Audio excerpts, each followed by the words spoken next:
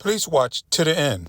Comment and respond to other people's comments. Grayson is live in West Ashley and spoke exclusively to the man standing outside that car. What were they fighting about, and how does he not even flinch? Tessa, amazingly, David Overton was not scared. Now, he tells me he was driving with his son in the back seat here on Ashley River Road when a car almost hit them. It was then that David starts honking and this car stops in the middle of the road. David wants to tell the man to slow down, but his passenger window isn't working, so he gets out of the car. That's when his ride home takes a dangerous turn. So, hey, man, you need to slow down, man. You know, could have got me and my son, hurt or worse. Got people around here trying to drive, got people, got families. And as soon as I said that, the dude said, I don't care, and F you and all this. And next thing you know, he pulls out a gun. David Overton was face-to-face with a gun Wednesday night, held by a man he says nearly hit him with his car moments before. David says the man shot at the ground and then shot in the air.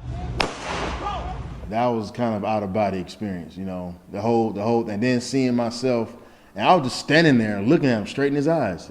He got a gun like this, doing this, shooting down here, and I didn't move. David says he wasn't scared at all. And I grew up in the projects, and by the time I was 8, 9, 10 years old, I was, witnessed some stuff, So I don't want to, continue that generational cycle. Instead, he was thinking about his son in the backseat of his car just feet away, watching everything unfold. And my son, he's still talking about it, talking about the gun and everything else. And he always was telling me that you're just trying to protect me. Yeah, I'll do stuff that's to protect my family.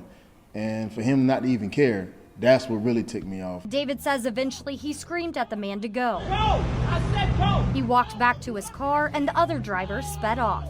I hope they catch this guy, and I hope, man, if he does see this, he needs to slow down. Slow down, man.